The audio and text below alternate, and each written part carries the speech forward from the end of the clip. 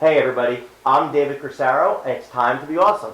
I'm here with my very good friend Steve Bargatze. Steve, thanks for coming on. My pleasure, Dave, man. Thanks. So if anybody's ever seen Steve perform before, whether it be in a show for the public or at some of the many conventions he does all over the country, you know Steve brings the funny. He is one of the funniest performers I've ever seen. I've been lucky enough to be able to write with him before, and his ability to write comedy is fantastic. One of your last tricks that came out, I hate card tricks, right? Right. Wizard Product Review called it the product of the year, which was awesome. Yeah. It's really great. I highly recommend getting it. But what I want to talk about today is comedy magic. I see a lot of people inject humor into their performance, and it's a really tricky thing to do, finding the right balance between the magic and the comedy. How do you sort of try to find that right balance? Yeah, great question. It's an important question. For me to be honest, when I went to high school with Lance Burton. He was a little bit right behind me in my yearbook, and of course then Mike King. We were all right beside. Grew up, within 5 miles of each other. I didn't really know those guys at all, but when I first got into, I wanted to be Lance, and of course everybody wanted to be Lance. And but so for me, I had a mentor named Tommy Hart. Okay. And he was a school teacher, but he was also Ronald McDonald, and he played Mr. Wizzo on the Nashville Bozo show, and he was just an awesome magician and everything. And he's the one that, when I first got started, my speech was really bad. I stammered really bad, and I had a hard time talking and looking up at people even. But he told me from the very beginning. I mean, I was dancing cane, and all things. Don't laugh. That would have really. But that's where I wanted to be. Right. He just said, Steve, no, you're going to have to be funny, and okay, and so luckily for me, always from the beginning, I knew that I was going to have to put laughs in my show to make everything work for me. So I started from the beginning. But I seen a lot of great comedy magicians and everything, and I'm very lucky because I think I ended up more like, I think in the beginning, Amazing Jonathan was one of the funniest guys I've ever seen. But you can go see Jonathan live, and you were lucky if you finished one magic trick sometimes. Because the humor just overtook the show. That's right. And in the older days, he did a lot more magic later on. But in the beginning, sometimes he would start the tour and the bill and the limit and never finish. And and of course, the great Carl Valentine and all those guys, they didn't finish the magic. I didn't want to walk away from the magic. So I wanted to make sure that when you saw me, you laughed, had a great time, but then you would also go, oh, that's a pretty good trick right there. I wanted to keep the part of being a magician. And later I would see Mac, and he's perfect at it. That perfect balance of it. Yeah. So you're laughing all the time, too, but you're also being fooled a whole lot. And stuff. So that was always kind of my go. Personally, myself now, I'm getting older, I look at things sometimes and I go, all right, I can do this. Okay, I don't know, we're talking, say I need to switch a deck or something, or I'm going to switch this deck for another deck. And then I want them to, and then I could do that and fool people.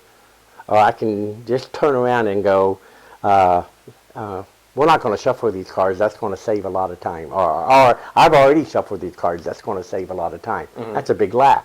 And now, I'd rather have the laugh than that moment right there of going, and I'm going to try to fool everybody to make them think this deck's not set up or anything like that. So, by letting them shuffle or everything. Now, I'd rather have the laugh. So would you almost say it's taking the trick and then finding the right places to put the humor where it's not it's not stepping on the magic part. Yeah. So this part about the shuffling, I can put a joke here because it's not going to impact what happens later on. No. Yeah. The trick is good enough that at the end it doesn't matter if the deck was in. Because that trick particularly right there is a thought-of card. And so what does it matter if I put them in ace to king order? Still, how did you know which one I'm thinking? So you're right on that part. And in everything I do, a lot of comedy and everything. One of my favorite, what I'm known for too, is Joe Gibbons, the gumball machine. Gumball machine, yep. Great trick. Been doing it for years and years and years. But the thing is, the is so funny. Everything's happening, but then at the end, you step back and everything's coming out of that thing, and it's everything that happened in the show, it's all coming out of that machine. Now and so you let that magic set in. But then I kick it again, when she's leaving. Then I'm gonna end on the laugh again. Well, see, no, that's the one thing. The other thing I want to talk about, which is stepping on the moment or the magic with a follow-up joke. Yeah. I see a lot of magicians who do something really amazing, and they're so quick to throw a line in, and you almost see the audience wince almost. Gotcha. Can you talk a little bit about sort of the timing and things like that?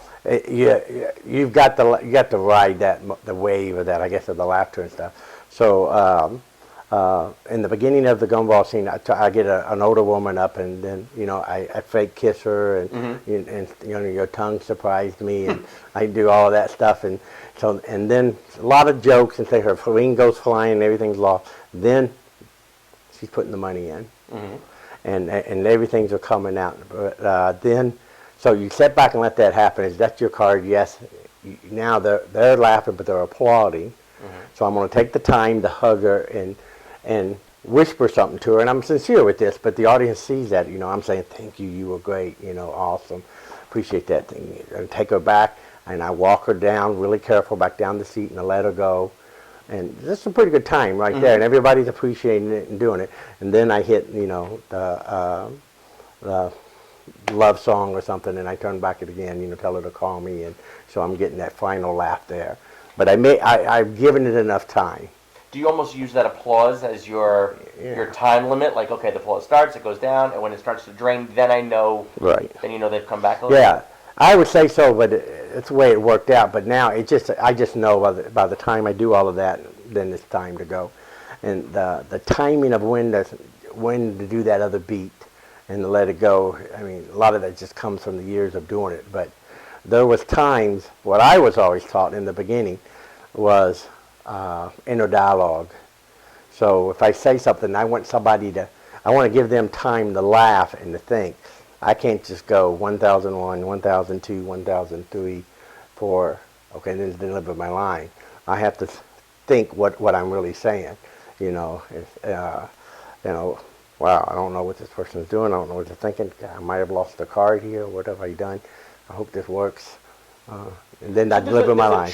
There's an element of strong truth to it, believing what it is that your character is doing on that stage. Perfect, yeah. To sort of allow that moment to sort of fit. Right, but also it makes the timing happen. Yeah. So you're saying that, and I think it was the famous Jack Benny. When the long laugh, when your money or your life, and then. But he actually had all the inner dialogue that he went through every time. When you were thinking about it. Yeah, yes, I don't know. I got how much money and what it is and what it's worth and what I'm going to do. And when he got done with all that, then when he would deliver his line, that would kill.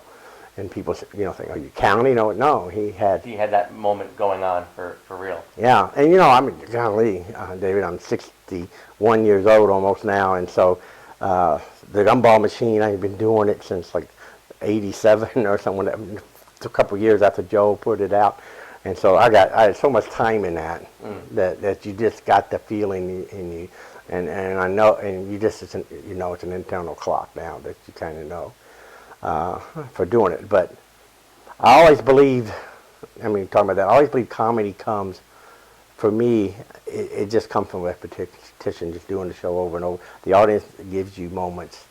And people laugh, and then the best material just happens on the fly one night. It just happened, and then you spend the rest of your life, making it happen all the time, so the laughs happen.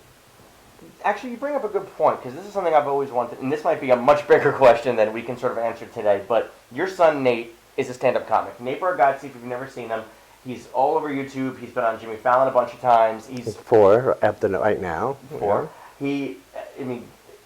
Every big comedian that I like, Jim Gaffigan, Mark Maron, when they're doing an interview and they're told, all right, well, who are the big upcoming comics you like? Nate Bargatze is on the top of that list, which is fantastic. But in the comedy world, taking another person's joke is frowned upon more than anything.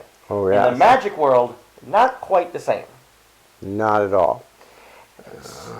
But maybe it should be. Oh, it should be. But what you just said about how letting the comedy happen through repetition and through moments, that's the best way to not steal a line, is if the line happens to you, then it becomes something real interactive. Do you have any tips, tips to helping somebody learn to write comedy, learn to be funnier, learn how to make those moments happen? All right.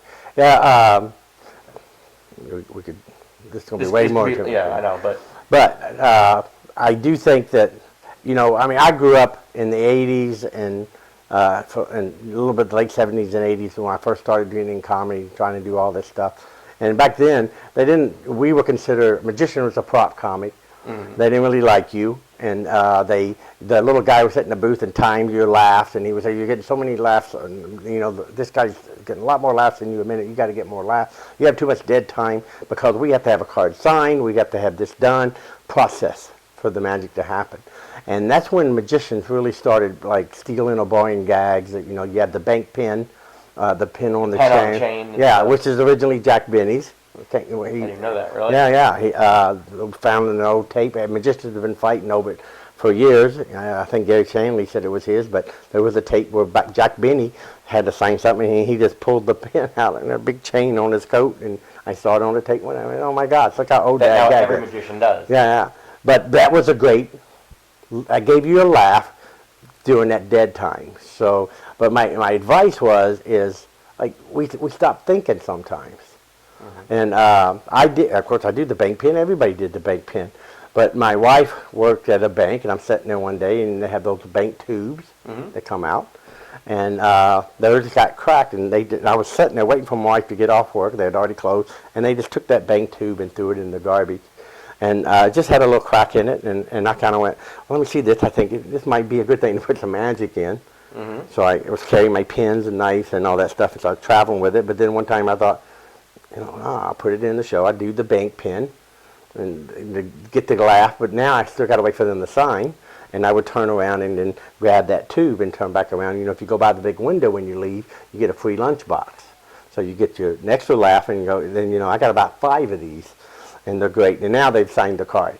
So I guess what I'm just saying, you could take some things, rewrite them, old gags, but you can also just don't stop. We stop. It's not a stop. Keep going with it. Right. Other things like your little kids thing. This is something you go. How old are you? This is 7 years old. Yeah, I was 7 when I used to be your age. Mm-hmm. Old gag, stock line and stuff. So I thought about that a lot, and I decided to put the same thing. So now instead of how old they are, I'll go. What grade are you in? 2nd grade. Yeah, I had 3 years of the 2nd grade. I had a lot more 2nd grade than you did. And but that joke came from the age joke. So it looks like I'm creative and stuff, but it's really it's just a rewrite of that joke. Because how old you are? I'm 7. I used to be 7. They laugh. Right. Yeah, it's an easy joke. It's an easy joke, and people are going to laugh. And it's kind of like, "What's your name?" "I'm sorry." "No, I heard you. I just said I'm sorry." You're going to get that laugh, and you can kind of go on and run with it, but you can put a little more thought into it, and we can do it better. Like I said, in the stand-up comedy world, if you're stealing another person's joke, it's horrible. Magic lets it happen, but it's not something you should be proud of. It should be something where if you hear a magician do a joke or the the standard stock lines, I don't say it's easy, but there's an opportunity. There's an opportunity to take the premise of that stock line, right, tweak it, make it your own, and now you're going to be the guy that other magicians go, "I want to do that joke." Yeah, and they do. And they do. Trust me. I got off stage once, and a guy in the audience went, "I love that joke. I can't wait to do it." Yeah. And it was at a magic convention. I wanted to be like, "You're telling me you're stealing my line." That's right. But we sort of hit a point where we accepted it. Well, I'm not sure who's all watching. I know it's not just magicians watching this, but my opinion on, it's hard to stop that. I think we do that to grow when you're first learning. You're getting to where when you can get away from everybody's line and stuff. I do feel like if you buy a trick from a magician, you bought his line, and you can do it. So I'm never going to complain to somebody using my pattern if they bought the trick. If they bought the thing. Yeah, right. But I don't think you should go on television and do it. and take this guy's and my material there. Don't just go where I work, and don't go to the Magic Castle, don't go on conventions, and all of a sudden you're doing my act. I had 2 of my tricks when people were doing in the castle before I got to go, and that's kind of, you go, that's not right. And even here at 4F, this guy did one of my tricks and did really, before I went, they said, he came back, he goes, yeah, 4F, I did your trick, it killed. And he didn't know, well, great, well, then I should be able to go. Glad I know that. Yeah, you know what, there's an opportunity out there, I really think there is. Steve's given some really great advice about being able to look for those moments of opportunity, look for those jokes that are standard, but that get a laugh, and then try to dissect it a little bit. Why is it getting a laugh? What ways can I tweak it a little bit and sort of make it your own? Yeah, perfect. Yeah, that's what you do. Well, that's perfect. Well, and then try to have a son that makes more money than you. That always works good. Check out Nate Bargatze. He is absolutely hysterical. And if you watch Nate Bargatze's Comedy Central special, you will hear somebody introduce Nate. This is his father, and you will actually see me in a white shirt. It's just and his brother sitting there in the audience. Oh, yeah? And if you watch on Jimmy Fallon, one of the times before Nate comes out, Jimmy talks about meeting you backstage. Oh, really? Doesn't he? Yeah. He talks about meeting Nate's father. Oh, yeah, it's a clown, yeah. And he holds up Nathan's original album was Yelled At by a Clown. Yelled At by a Clown with your picture. picture. As a clown. I worked in a theme park as a clown. His first album was Yelled At by a Clown. The second one was Full-Time Magic. And Nate's got a bunch of great lines about him. So check it out. You'll see you'll see Nate, and then you'll get to meet where Nate came from. So listen, Steve's giving you some great pointers here. If you want to be funnier, if you want to be able to incorporate a lot more comedy into your magic, take the time. Don't just grab lines from somebody else. Work on making these things your own, because that's ultimately the way you're going to stand out from a crowd and be able to work more. Great. Perfect. That's Steve, I appreciate you coming on. I'm David Casal. That's Steve Bargatze. Now go be awesome, everybody. Thanks for watching. Bye. Thanks.